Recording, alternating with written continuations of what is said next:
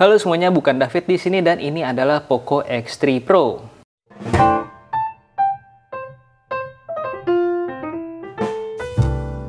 Ya, untuk mempersingkat waktu mungkin gue langsung aja ya buka si plastiknya dulu biar nggak mantul-mantul.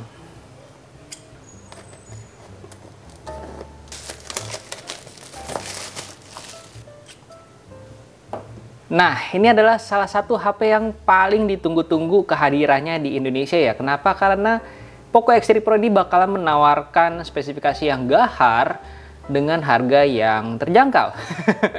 Emang ndablek ya ini Poco ini ya. Nggak tahu diri kadang-kadang. Dan untuk disclaimer-nya ya, sampai video ini dibuat, gue tuh masih belum tahu berapa harga unit resmi Indonesia. Dan ini adalah unit toko global dari Poco Indonesia. Oke, seperti biasa ya, dusnya ini hitam dengan warna kuning si Poco X3 Pro. Kirinya Poco X3 Pro, kanan Poco X3 Pro, atasnya polos. Bawahnya ini ada sedikit keterangannya, ini Poco X3 Pro yang warnanya itu metal bronze dengan RAM 8GB dan storage internal di 256GB. Di belakangnya ya kuning doang. Oke, kita langsung buka aja ya.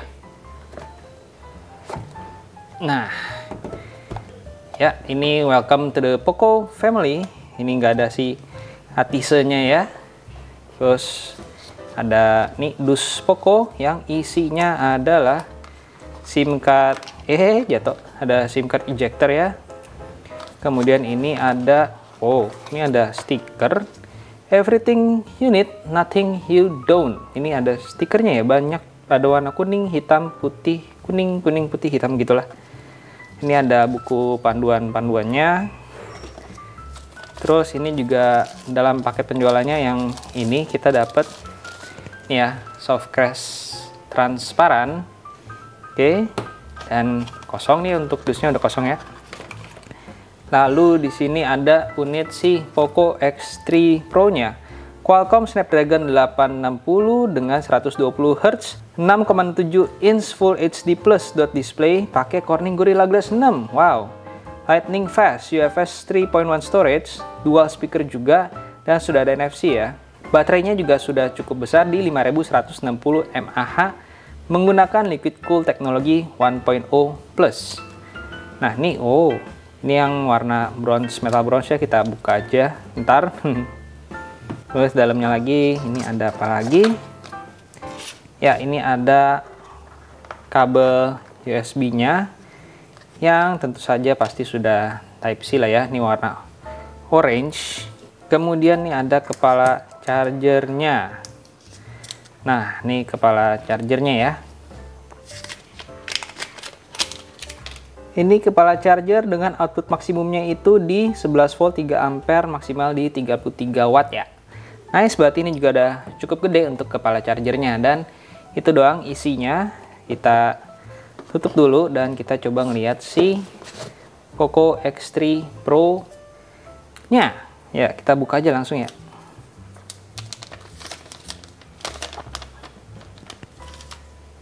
Ada stiker lagi.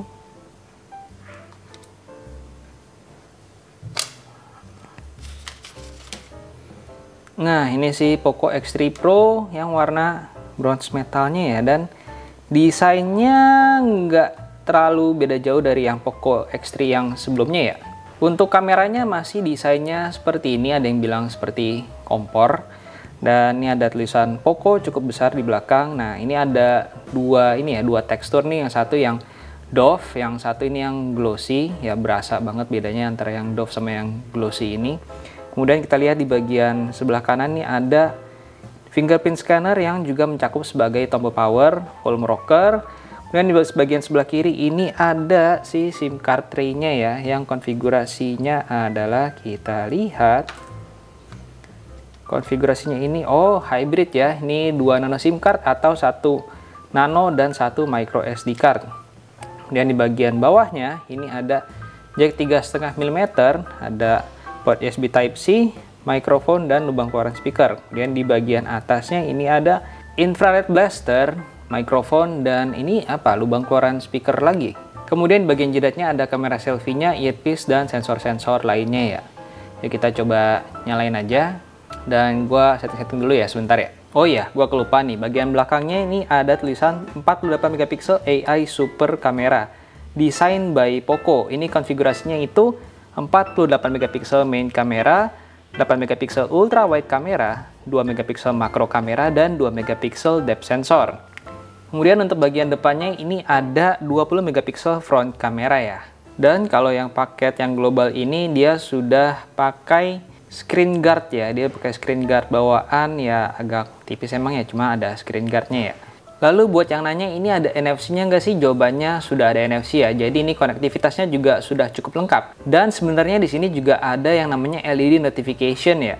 Jadi letaknya tuh ya ini nih kayak gini, kayak di belakang si grill speakernya gitu ya. Tapi itu bukan LED notifnya sih, itu sensor inframerahnya ya. Ntar notification-nya gue kasih lihat deh seperti apa. Lalu untuk LED notification-nya itu kira-kira seperti ini ya. Ya, itu muncul ya. Warnanya cuma ada satu warna, yaitu warna putih. Dan ya buat gue ini sih cukup membantu ya. Ini tuh salah satu hal yang gue rindukan ada di HP-HP zaman sekarang ya. Kecil sih, tapi bermakna. Kemudian untuk bagian displaynya, ya ini sudah ada refresh rate 120Hz dan 60Hz ya. Jadi kalau pengen lebih hemat baterai, pakai yang 60Hz. Tapi kalau pengen lebih smooth, ya pakai yang 120Hz saja. Karena ya 120Hz itu enak sih. Ya, enak itu buat scrolling itu cakep. Smooth gitu rasanya. Kemudian untuk di bagian about-nya kita lihat dia menggunakan MIUI versi 12.0.5 di atas Android 11. Dan ini sisa storage-nya itu masih besar ya. Dia cuma kepakai 21,3 GB dari 256 GB.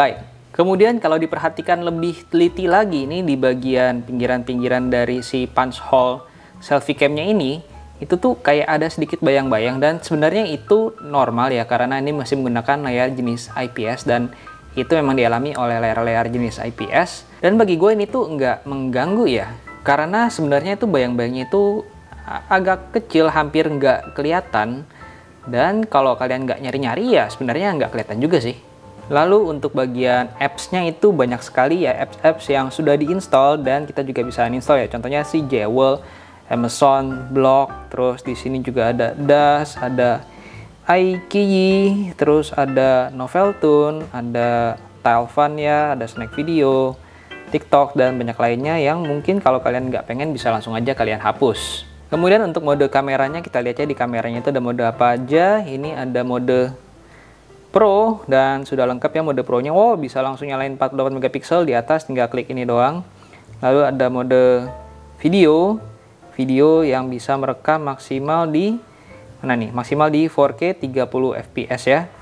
Dan di sini juga ada fitur yang namanya steady video ya. Oke, nice. Ini juga bisa di 0,6 kali, 1 kali dan 2 kali ya. Lalu di sini ada mode foto bisa 0,6, 1 dan 2 kali. Ini bisa diatur untuk formatnya dari 11, 34, 9, 16 dan full ya. Ada timernya juga, settingannya juga sudah cukup lengkap. Oh, ada mode tilt shift juga ya. Kemudian kita lihat nih ada mode portrait. Mode portrait ini kita bisa atur untuk mode bokeh-bokehannya ya. Ini kayak f1.0 sampai f16. Ada AI-nya juga. Lalu ini ada mode apa nih? Oh, ini untuk filternya. Filternya juga cukup banyak ya, ada sekitar 1, 2, 3, 4, 5, 6, 7, 8, 9 filter yang bisa digunakan. Lalu di more ini ada mode night 48 megapiksel, short video, panorama, documents, vlog, slow motion, time lapse, long exposure, dual video, clone, dan edit. Kemudian untuk kita lihat kamera selfie-nya ya. Kamera selfie-nya ini, balik ke foto. Nah, di kamera selfie-nya ini kita lihat masih ada mode Pro nggak bisa, video ini bisa ya. Nah, mode video ini gede banget muka gue jadinya. Mode video ini bisa merekam di maksimal 1080 30 fps ya. Lalu ada mode foto, mode portrait, dan ya more sih yang tadi ya. Gitu, terus kita coba dengerin suaranya kali ya. Karena ini juga sudah dual speaker, gue rasa suaranya akan cukup besar sih. Untuk hasil keluaran suaranya kira-kira seperti ini.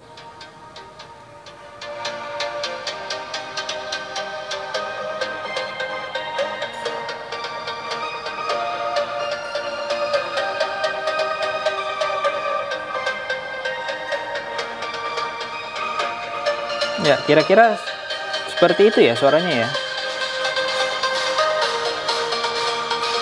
Ini cukup bergetar-getar di bagian belakangnya sini, berasa banget getarannya sih.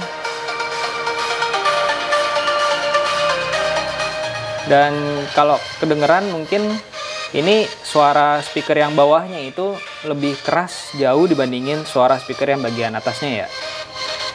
Dan yes, kira-kira seperti itu untuk hasil kualitas suara dual speakernya si Poco X3 Pro ini. Lalu satu hal yang barusan gue sadarin itu di bagian sininya itu getarnya tuh cukup banyak ya. Dan kalau dipegang ini emang agak sedikit bisa ditekan-tekan gitu sih. Ya di bagian sininya nih emang agak sedikit bisa ditekan. Cuman bagi gue ini masih tidak masalah sih. Kelihatan nggak tuh kayak bisa di enyak gitu kan. Ya kayak gitulah. Lalu untuk fingerprint sensornya itu cukup responsif ya seperti ini. Ya cepet ya, cepet kan? Cepet. Cuman ada satu hal yang cukup kayak bukan mengganggu sih, tapi ya jadi perhatian gue karena di pinggiran-pinggiran fingerprint sensornya ini tuh cukup tajam. Jadi kalau tuh gue pegang ini tuh berasa kasar, keset dan gimana ya? Ini agak menonjol mungkin ya, jadi agak kasar nih ke sini tuh. Nah, tuh. Gitu deh untuk bagian fingerprint sensornya ya. Mungkin bisa dipendemin lagi masuk ke dalam gitu kali ya. Gitulah. Dan kira-kira ginilah tampilannya kalau dia dipakein casing ya.